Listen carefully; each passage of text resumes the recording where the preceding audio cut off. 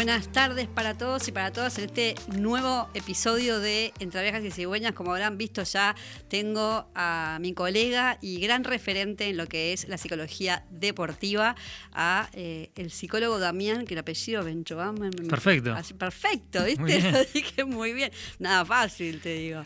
Bienvenido, Damián. Se complica más de lo que es, porque como se escribe. Perfecto, ¿viste? Lo dije bien. ¿Todo bien? Bueno, bienvenido y gracias por estar acá en Fix. Que qué importante poder hablar de psicología deportiva. Bueno, gracias a vos por la invitación. Yo lo conocí a Damián en una charla y me dejó así, como muy picante, cuando hablaba de los varones, del ser referentes y modelos, y que en Uruguay tal vez no tenemos tantos modelos y referentes como varones. ¿Como varones en qué sentido? Masculinidad. Yo creo que la masculinidad hoy en día, entendida desde un lado de mayor respeto a la individualidad, yo creo que no tenemos todavía. No tenemos. Me dejaste picando con eso, ¿viste? ¿No? Sí. Quizás referentes que, digamos, bueno, hombres que lloren, hombres que digan hasta acá llego, hombres que hayan dicho yo necesité ayuda, no hay tantos. La de verdad eso es que hablaba, ¿no? O sea, sí. Varones en esto de tengo que ser fuerte, ¿puedo llorar? ¿No? Claro, puedo llorar o lloro en cámara o che, me pasó algo y la verdad que tuve que salir a pedir ayuda y no podía y hubo gente que me ayudó y lloré un montón. Pero no sé si tenemos tantos en Uruguay. Quizás los haya, creo que hace falta, quizás no, hay muchos hombres que han pasado por ese proceso y han hablado, pero como referentes creo que hoy en día el Uruguay está pasando por una transición que se está empezando mucho más a hablar de estos temas y a naturalizar la figura del hombre que no es autosuficiente, que se puede mostrar débil. Estamos pasando por esa transición que hoy se está empezando a hablar más de esto, ¿no? Entonces creo que esa transición, todavía creo que no tenemos referentes, pero que en un futuro más cercano va a haber. ¿Por qué? Porque ya los chicos están empezando a hablar de esto. Entonces de alguien empiezan a tomar, pero creo que a nivel público todavía están faltando estos referentes. Creo que en la charla que vos me viste a mí en Maldonado, los que ponía como referentes eran referentes argentinos. Todos argentinos. Por eso cuando yo vi todo argentino, bajaste del escenario y te dije, che, Dami, ¿no tenemos referentes en salud mental? Varones en salud mental. En salud mental, varones, psicólogos. Personalidades pueden ser, ¿no? Digo, estamos hablando de si hay algún, ahora vamos a hablar del deporte, pero alguna personalidad de la televisión, de la radio, ¿no? ¿Algún varón que pueda hablar de su salud mental abiertamente? A mí el que más me llamó la atención en su momento fue en un informe en el Canal 4 sobre salud mental, que había sido cuando hacía poco tiempo que se había suicidado el Moro García, había hablado el Lolo Stoyanov, hablando de lo que era la depresión. Sí. Bueno, a mí eso me impactó. Creo que fue el primer deportista que yo vi que hable, un deportista uruguayo que haya visto que hable de la depresión, lo mal que la pasaba y que tuvo que pedir ayuda. A mí eso me impactó. Yo siendo psicólogo, que me haya impactado ver a un uruguayo hablando de esto, fue un montón. Pero mismo en esta charla que dimos, pusimos el caso de cuando habló de su enfermedad, que él habla, Mariano Arana. Mariano Arana. Facundo Arana, sí. Mariano Arana, el intendente, que él hablaba y él lo contaba y lo cuenta. No sé cuántos acá han hablado de esto. Poníamos el caso de Leo Montero, hablando de la sensibilidad y del cariño y lo que él hace como activista en favor de los animales. Sí, estamos hablando de cosas que son sensibles, que no estamos muy acostumbrados hoy en día a ver hombres hablando de la debilidad. Él la pasé mal, o es decir, yo soy sensible a cosas que me tocan, me mueven y me generan un interés para poder hablar de esto. Yo creo que en Uruguay, por lo menos en este momento, no se me ocurre gente que hable de esto. Sí, me acuerdo de un caso que para mí fue muy cercano, que fue Diego Polenta cuando él se retira. Que él dice en su despedida, en el mensaje que saca en el video del club, que él dice, hasta acá llegué, como diciendo, hasta acá llegué, no tengo nada más para dar. Para mí es un mensaje fuerte eso. Muchísimo. Que Aparte dice, un hombre joven, digo, todavía que capaz que tenía algunos años más de fútbol. claro, pero él dijo, bueno, hasta acá llegué, este es el final, no tengo nada más para dar, no tengo más para dar, o dijo como, bueno, algo como del estilo, estoy como vacío, o sea, ya está. Bueno, eso a mí me parece un mensaje muy claro, decir, no siempre se puede con todo. Hay un momento que hay que saber decir basta. Me quedo pensando en eso que vos traes. Y eso no, y acá lo hablo como más como público, ¿no? Y eso también no lo habilitó a que pueda ser un líder dentro de Nacional, Sí. ¿no? Como en esto de, bueno, sos un referente, vos pudiste hablar de todo esto, de cuando estuviste mal y cuando dijiste hasta acá, basta. Capaz que yo estoy pasando un mal momento y te lo puedo decir y lo puedo hablar, ¿no? Sí, sí. Ahora que decís eso, para mí Diego ha sido un referente muy claro, creo que involuntariamente, Tal cual. pero sí lo fue. A mí porque se me vino esta situación, esta anécdota, pero también hubo otra, que fue cuando Juan Izquierdo fallece. Que él lo dijo públicamente. Lo digo porque él lo dijo, que hubo un momento donde él dijo, yo no puedo entrenar y no quiero seguir, no quiero entrenar porque me siento mal. Estoy triste. Estoy triste, estoy angustiado y no puedo entrenar. Eso habilita a todo el mundo a poder decir, che, y aparte como ponemos a los futbolistas como que pueden con todo y son fuertes, y dijo, bueno, no, yo no puedo con esto me está afectando y no me está permitiendo poder hacer mi trabajo, estoy en un duelo y estoy pasando mal. Eso para mí es un referente. Que alguien pueda decir, la estoy pasando mal y no puedo con esto, está habilitando a todo el resto. Y para mí eso fue, y eso para mí de una persona valiente. Que hoy no está asociado la valentía con la debilidad. Tal cual. Ser valiente es decir, hasta acá llego, este es mi límite. Y eso no es debilidad. Dicho de una forma, decir, ¿es una debilidad de decir no puedo? No, para mí eso es ser valiente. Entonces, pero asociamos el no puedo con una debilidad. No, el decir no puedo o no quiero es respetarse. Eso es una fortaleza, es el autoconocimiento en decir, hasta acá es mi límite porque si paso esto me rompo. Eso me parece una persona inteligente. Entonces, estos conceptos de debilidad y fortaleza en el hombre están confundidos. La fortaleza es ir con todo hacia todos lados. Bueno, puede ser un peligro eso. La fortaleza es conocerse, es saber hasta dónde se va y hasta dónde no.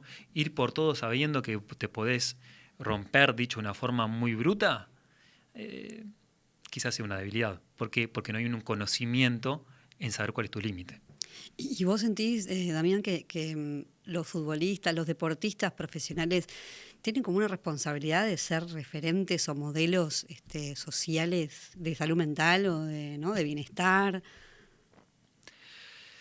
Yo creo que tienen una responsabilidad de mostrar de que no todo es ideal.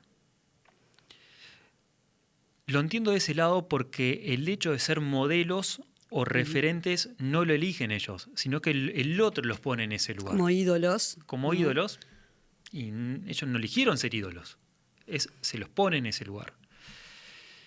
Entonces, para mí la responsabilidad está en mostrar que ese ideal en el cual se los pone no es ideal. Que hay muchas cosas que no son buenas, como el aspecto físico, el aspecto no, se los pone quizás como un ideal por el aspecto físico de ser casi perfectos. Sí, el deportista que tiene que ser flaco y rendir. Flaco, rinde, fuerte, todo, pero en realidad las consecuencias a nivel físico son muy tempranas. Consecuencias, problemas de eso, lesiones musculares, lesiones óseas. Bueno, eso hay que decirlo también. Eso se ve. Lo que hay que decir también es el que ellos no tienen muchas libertades o muchos deseos tienen que ser reprimidos. Por ejemplo, y al descanso. Al descanso. Podés descansar si jugás contra, Nacional Peñarol. Me doy el lujo como, referente nacional de decir, estoy mal, estoy triste, hoy no quiero jugar contra Peñarol. ¿Lo puedo hacer eso? Puede pasar. ¿Te ha pasado? Sí, ¿Te ha pasado no, como, yo esas como cosas equipo? no. Digo, en esto de... ¿Hay espacio en los equipos para hablar de emociones? Que haya espacio para hablar de emociones, ¿no? sí, claro, sí. Sí. Hay espacios, se puede hablar y está bien que se hable, porque se habilita. Me está pasando algo. Sí, hay espacios, se habla.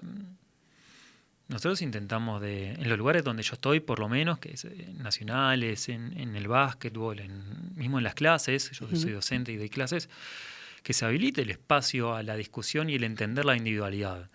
Y que somos también por lo que estamos sintiendo. En base a los sentimientos, a lo que sentimos y las emociones que estamos viendo, es como nos podemos comportar. Entonces, entender que nuestra conducta puede estar afecta para bien o para mal nuestro comportamiento, es algo que hay que generarlo. Entonces, para eso se educa y se habilitan instancias para que eso suceda. ¿Por qué me está pasando esto? Capaz que lo vemos del lado contrario. Porque la pregunta es, ¿por qué tengo esta conducta? Y en base a eso empezamos a analizar las emociones y los sentimientos y los pensamientos que vamos teniendo que se reflejan en la conducta. Entonces hacemos el proceso inverso. De esa forma hacemos el otro proceso. Si nos sentimos de determinada forma, quizás nuestro comportamiento pueda ser diferente. Pero eso hay que educar. Entonces, gran parte del rol como psicólogos es una cuestión más psicoeducativa, de poder educar a todas las emociones que un deportista tiene, que cualquier persona normal vamos teniendo por la vida, y en base a eso, cómo nos comportamos, ¿no? ¿Y cómo se vive el fracaso en estos casos, en los varones? Estamos hablando de varones, así que me quiero detener ahí, ¿no? ¿Cómo se vive el fracaso? Porque tal vez se vive como fracaso el perder un partido importante, el perder un campeonato, el perder algo, ¿no? Que tal vez estaba ahí para nosotros, que teníamos el mejor equipo, pero que, bueno, las cosas no se dieron y perdimos.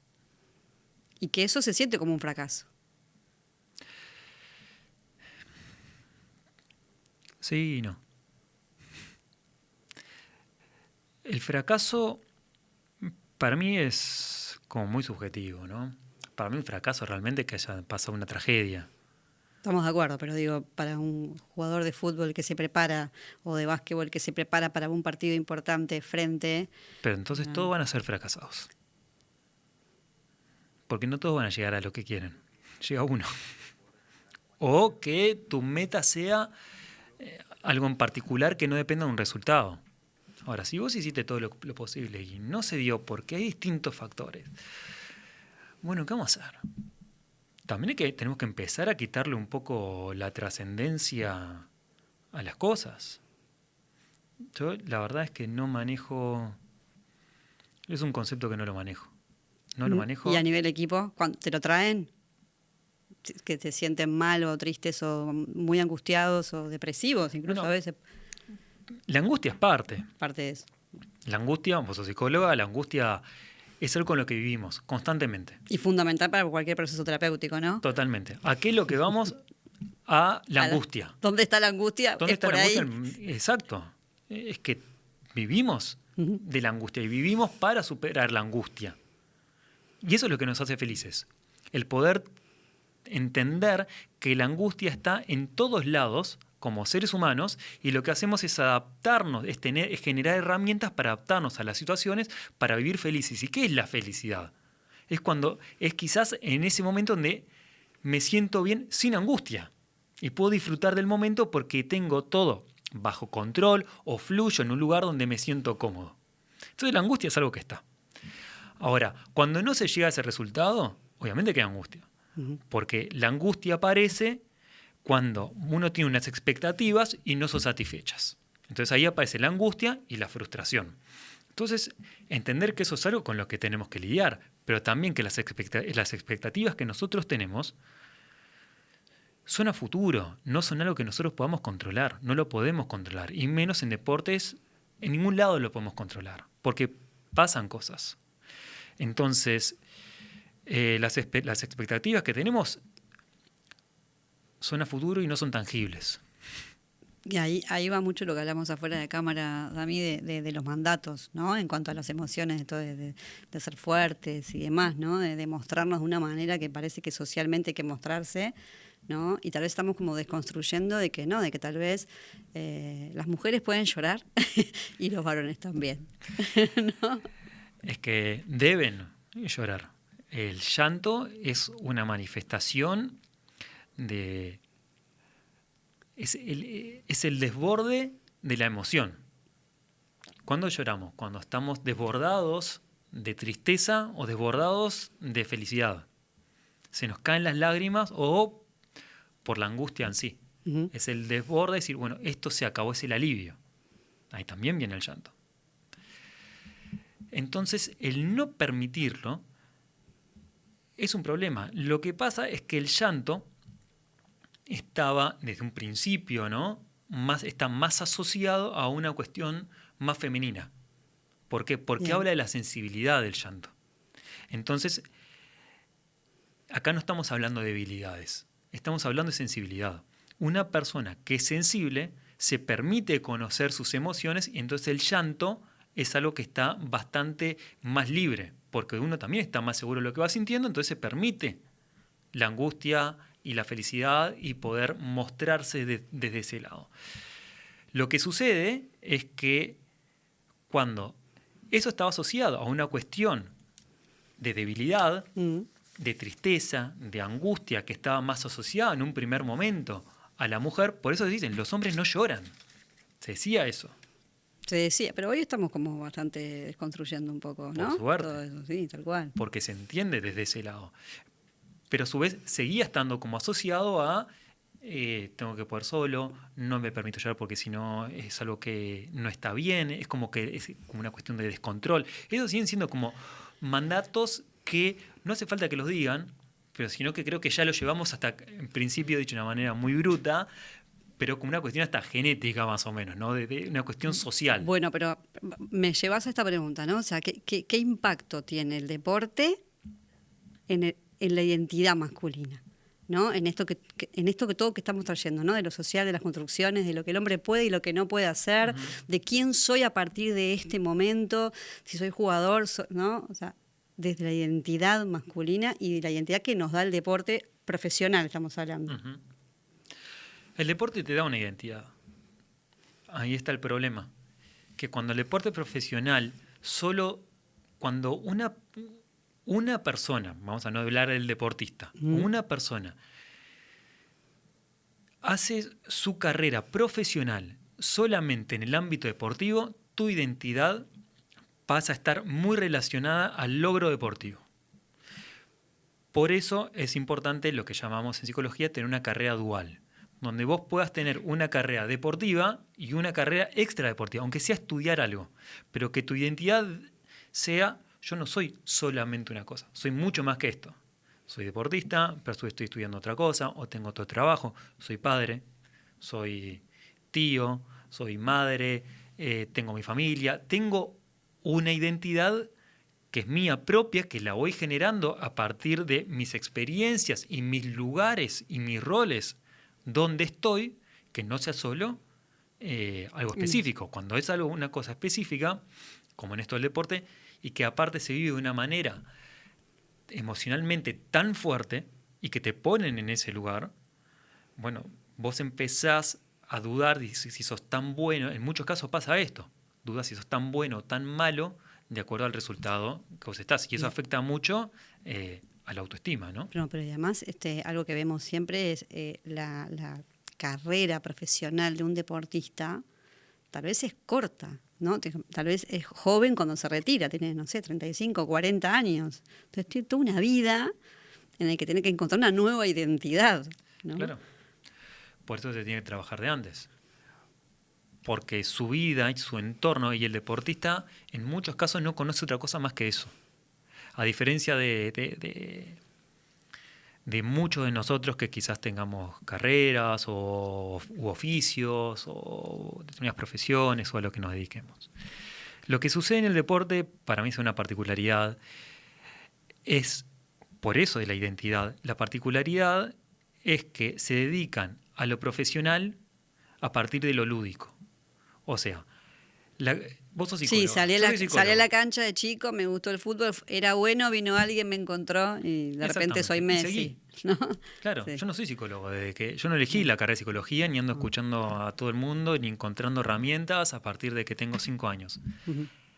Un deportista, en muchos casos sí, a partir de que tiene, vamos a suponer el caso del fútbol, del básquetbol, de cualquier deporte, de la escuela, por ejemplo el handball o cualquier deporte, quizás empiezan desde el colegio. Ujú. ¿Y de qué tienen cuánto? 5 años y empiezan con eso y empiezan con una cuestión lúdica y de repente y solo la competencia y el gusto personal tuyo te va llevando a que un día sos profesional y te pagan por hacer eso y no conoces, y eso que empezó como un juego es lo que sos vos. Solamente que la diferencia es que te están pagando y que tenés contratos. Entonces, cuando vos te retirás porque el físico en muchos casos ya no te da más, o porque vos decís, bueno, esto ya no lo estoy disfrutando, tenés que tener otra cosa por la cual disfrutar. Ujú. Lo que sucede cuando se da ese corte, por ejemplo, la carrera dual para poder elegir, cuando no está esa otra parte de esa profesión o ese otro gusto o ese otro negocio o ese otro interés, Ujú. se corta y es, ¿y ahora quién soy? Porque no es que solo cambias vos, cambia tu entorno. Ujú. Cambia el sistema. De un día para otro, vos no vas más a entrenar. Te llamaban no sé cuántas personas, no están más. Todos los días te levantabas y tenías alrededor a 20, 30 personas. Ahora no están. Pero ahí Entonces la pregunta es, ¿y ahora quién soy? Pero ahí entrenadores y líderes tienen un rol muy importante, ¿no? En esto de seguir estudiando o encontrar esa carrera, como decís tú. Porque te encontrás con un entrenador que te dice, no, tenés que venir, ¿no? Y te exige desde ese lugar. Tal vez ahí es mucho más difícil poder entender de que tengo que ser alguien más además de el futbolista. Por eso la importancia de tener referentes dentro del mismo ámbito. Que le digan, esto yo ya lo viví, anda por este lado, anda por el otro, mira que esto te conviene, esto no te conviene, porque necesitan un referente, que dentro de la familia pueden haber referentes, pero son de otro lado, de un lado más de cuidado, de acompañarse, pero necesitan un referente dentro de, como todos lo necesitamos, dentro de una profesión, un oficio, siempre hay alguien que nos enseñó. Nosotros somos psicólogos, tuvimos un docente. Un docente es un referente, porque te va diciendo lo que va a suceder. Entonces, en el ámbito deportivo también se necesitan estos referentes. Que venga alguien del mismo palo y te diga, anda por este lado, no pases esto, no pases lo otro. Te hago una pregunta, me la contestás como puedas, ahí porque Sí. no lo hablamos mucho de esto, pero ¿qué rol tuvo el maestro Tavares en eso? No es una generación que ha tenido que ha hablado mucho de salud mental, que se ha permitido no solamente estudiar, sino tal vez decir estoy bien, estoy mal, el equipo, la integridad. De afuera lo hablo, cero deporte, lo mío, pero sí como no socialmente ha sido un referente para el Uruguay, ¿no? Y se nota que para Uruguay como equipo de fútbol también, ¿no? Todos queremos esa generación de Tavares por algo, ¿no? Solo por Tavares no, pero digo, ¿qué ha traído el maestro a Uruguay? Que yo recuerde, esto es una percepción, nomás mía y de una vivencia. Lo que se cree, hubo varios factores que sucedieron para que la selección uruguaya tenga lo que sucedió a partir del proceso de Tavares. Yo tengo mucha memoria y yo lo viví mucho, el proceso. Bien, por eso Sí. Yo voy al estadio a ver Uruguay desde que tengo para la eliminatoria del 98. Fui siempre al estadio de Uruguay. Bien que encontré una camiseta de Uruguay en el estadio era muy difícil. Hasta el 2010. A partir del 2010, y esto es algo que hay que entenderlo, los logros hacen algo muy importante que la gente se puede identificar. Algo que no venía sucediendo con Uruguay, con la selección hacía mucho tiempo, ¿no? Y ahí sí empezaron a aparecer todas las camisetas, pero la gente no se acuerda. Yo me acuerdo ir al estadio Uruguay-Perú, debería ser julio, saqué entrada para el América y creo que si empatábamos o perdíamos quedábamos afuera. Mismo dentro del proceso de Tavares, eliminatoria para el 2010. Por eso hay un hito en un momento que marca, que es el Mundial del 2010. Previo a eso yo me acuerdo de ir a la América en eliminatoria, que creo que ganamos 3-0 contra Perú, y estaba lloviendo. Imagínate la gente que había en el estadio, que yo me metía bajo el techo. No había nadie. Y a partir de ahí sí. A partir de ahí, de conseguir los logros, sí. Ahora, ¿Qué es lo que se generó? Y acá hasta el punto yo creo que lo que Tavares, por lo que cuentan, porque yo no lo conozco y no lo vi de adentro, pero por lo que cuentan es un sentido de pertenencia. Que la gente... Importantísimo. Pero se nota de afuera también eso, ¿no? Eso se nota afuera. Bien. Entonces, bueno, ese sentido de pertenencia hace que la gente quiera estar. Entonces, bueno, eso se fue como agrandando y la gente se contagió de esa selección. De la selección, de las selecciones, lo que sea. ¿Por qué? Porque vieron ese sentido de pertenencia que se ve reflejado en la cancha. Eso es algo que hoy, de algo mucho, digo, menos masivo, que es lo que está sucediendo en el básquetbol uruguayo hoy, con la selección. La selección es la primera vez en la historia que le gana a Estados Unidos. Yo trabajo en la selección, ¿no? No es por sacarme cartel en esto, pero es algo que no pasó. Y que venimos muy bien en la eliminatoria. Y que le ganamos 2 veces a Panamá. Cosas que decíamos, che... Imposible será. Y la gente... Yo me acuerdo de estar acá cuando Uruguay le gana a Estados Unidos en la AmeriCup. Estaba acá en Uruguay y fue como el comentario, estaba en Nacional, los céspedes, che, le ganamos a Estados Unidos y le ganamos a Honduras. O sea, como, ¿qué está pasando acá? Era el comentario. Pero sí lo puedo contar porque lo que nosotros intentamos de generar en este nuevo proceso es esto mismo. Acá estamos porque deseamos estar. Entonces hay gente que viaja muchas horas a veces para estar 3 días en Uruguay.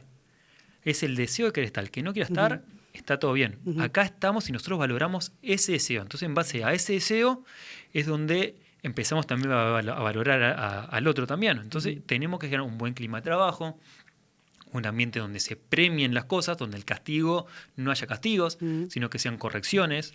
Es el valor de la persona en el lugar en el que quiere estar. Entonces nosotros eso lo valoramos. Y eso hace sentir a la persona que es parte de algo y se siente valorada. Y eso genera... Un equipo. Un sentido de pertenencia y un compromiso con el otro. Tal cual. El valorar la identidad y a la persona por encima del rol. Te cambio totalmente de tema y quiero terminar con esto, por supuesto que no entrando en ninguna profundidad, sino en sensibilidades, pero sí que quiero que lo puedas decir en 2 minutos que nos quedan de programa. Bueno, vos trabajás en Nacional, o no importa, el básquetbol y sos psicólogo deportista.